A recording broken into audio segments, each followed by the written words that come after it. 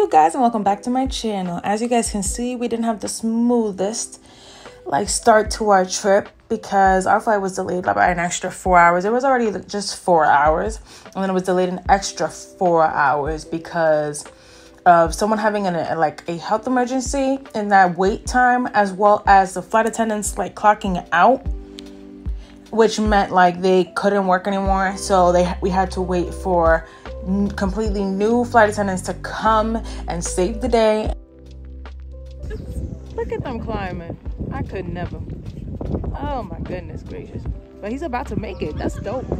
As you guys can see, I was enjoying my views. It was so beautiful. Who knew mountains could be this nice to look at,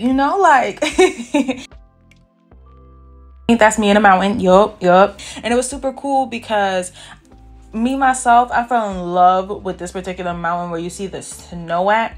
But it was just so cool to me. Literally, we're in summertime.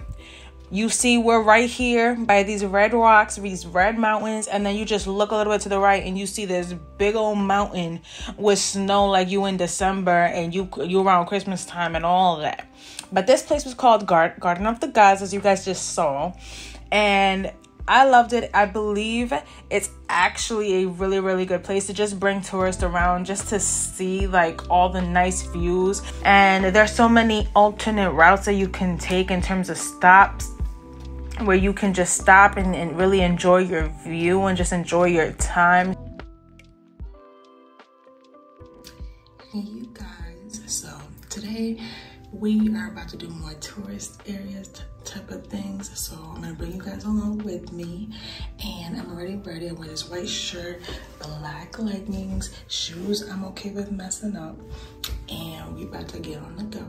And tomorrow, if you guys are probably know where I'm at right now. I'm in Colorado Springs. So we've been going all around Denver. We went to Pueblo yesterday as well.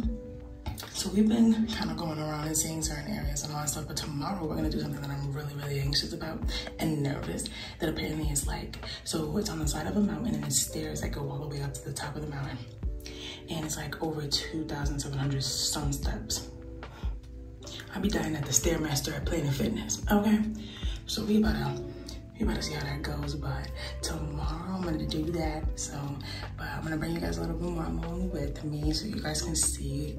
So far we've seen so many beautiful scenery here, so I'm super excited. We're gonna go to a tourist area today where I believe I can buy souvenirs and stuff to bring back home. So that's kind of exciting. And we're gonna see where we eat today. We may actually, I really hope we actually get dressed up, because these last couple of days we've been so tired because we didn't necessarily have the best experience with the plane.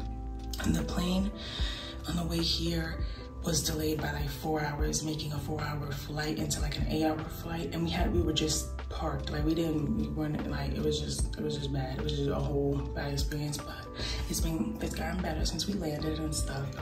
So, and I really hope that doesn't happen on the way back home, but we gonna hope for the best, right? So, but yeah, come along with me, see what I buy today to bring back home. And yep. You guys, I didn't even end up doing it. I lied to myself. I don't even know why I thought that on vacation I wanted to go up over because this is the shirt, by the way. I bought this shirt because I was really believing I was about to do this thing. And it exactly says it has 2,744 steps. On vacation, who wanna do that? So I ended up coming back home that day, acknowledging that I'm tired, that I want to relax, and yeah. But I got the shirt as a memory of my dreams, But I did get a video of the mountain where you can literally see the stairs going up. It's a really fine line, but y'all are gonna see it. And you guys will understand how insane that I was thinking I was gonna do that.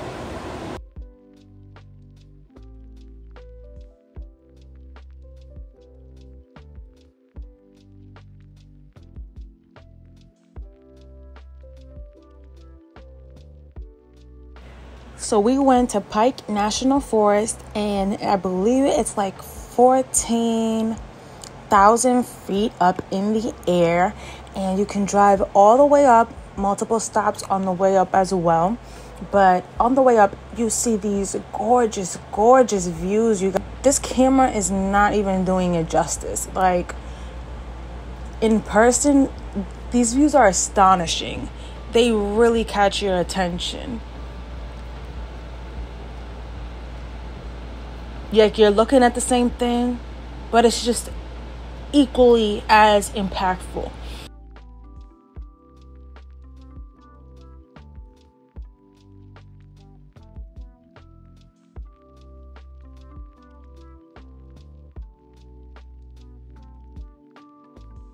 And of course, they had this little area for tourists to shop around, eat, and look at the gift shops, which you know I had to check out.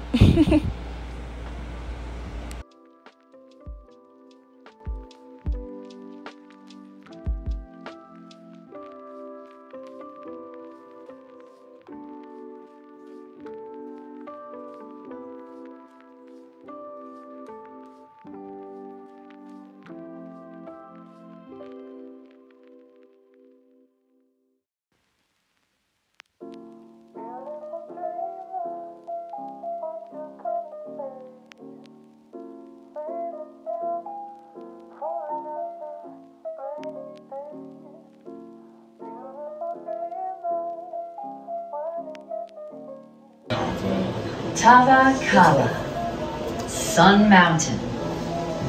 The name given centuries ago by the Ute people to a peak first touched by dawn's light. The Arapaho call it Hae Atauya, or the Long Mountain. To the Pawnee, it is Das Pei, mountain that touches the sky. It would also be called Sierra Almagre, mountain of red ochre, and El Capitan, the leader. Today, most know it as Pikes Peak.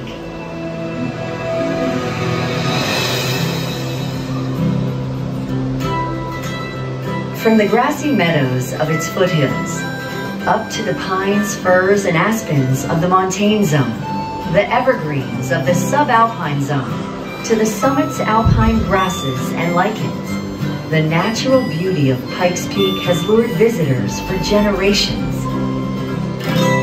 But beauty can be deceiving.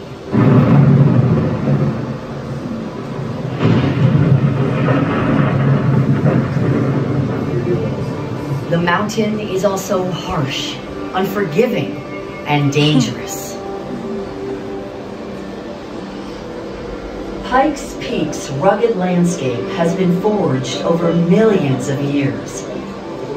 Tectonic plates scraping against one another deep beneath the Earth's crust compress the land upwards, creating the Rocky Mountains. Friction and molten magma forced granite to the surface. Erosion from ice, wind, rain, and snow shaped its contours and continues to transform the mountain today.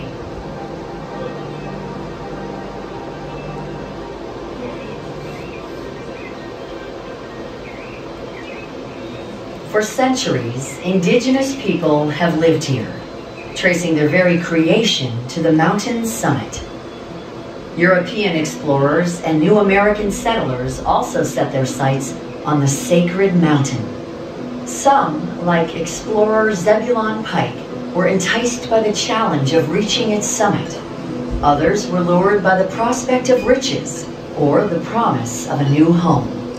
For many, the Great Mountain was the first thing they saw when crossing into the Colorado Territory at the end of a long and arduous journey. When the first road was constructed in 1887, a carriage could climb the 19 miles of steep curves to the summit for $1. By 1891, riders could sit back and enjoy the trip to the top on the Cog Railroad. In 1892, U.S. Congress established the Pikes Peak Timber Reserve, which to this day continues as part of the National Forest System. In 1921, Fred Barr began construction of the 13-mile-long trail from Manitou Springs to the summit. The following year, Barr became one of the original Frozen Five, creators of the Ataman Club, and so began the annual tradition of climbing to the top of Pikes Peak to ring in the new year with fireworks. It wasn't the only annual event to take root. Hill climb. Drivers from around the world navigate the 156 turns in a race to the top. In 1956, Pikes Peak became host to an annual ascent and marathon on the Barr Trail, and bicyclists joined the fun in 2010 for the first Pikes Peak cycling hill climb on the Pikes Peak Highway. I wouldn't even try it at that point.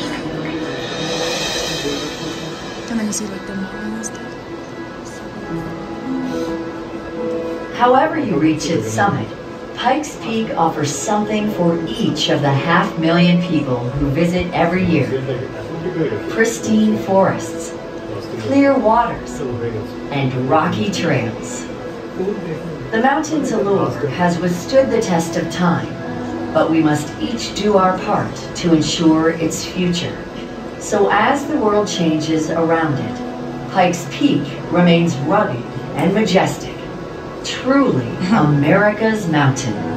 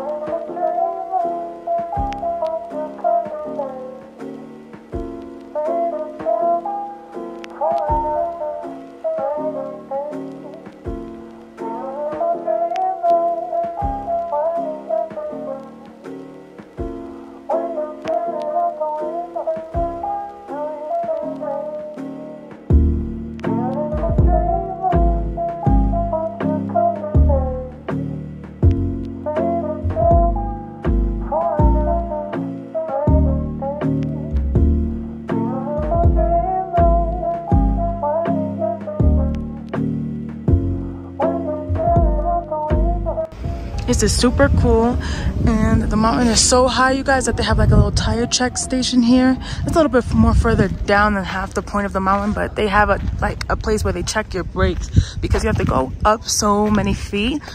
And I think that's cool, but it's also funny that they have it like so low down the mountain, because what would you do if your brakes actually are messed up, you know?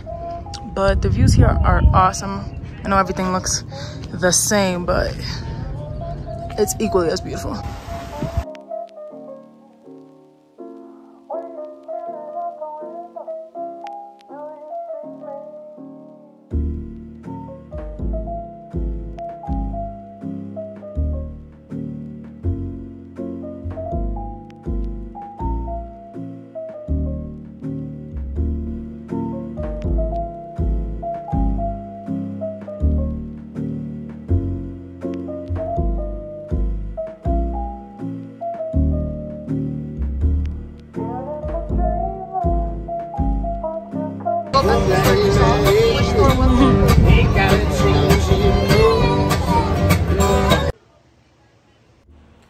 When I tell you I ate so many of these chocolates, bruh, but we were we were walking through the town, going through all the stores, seeing what we would bring back home with us, and we found this awesome store that represented so many great artists, and it just showcased all of their paintings.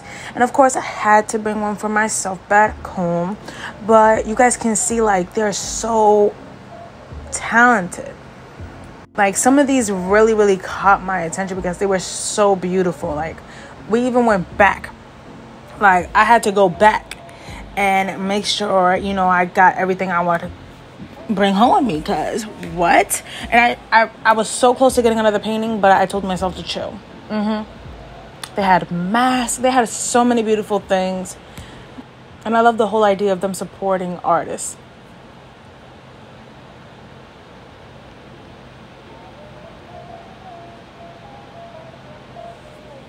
Like, you could take my money any day. Okay.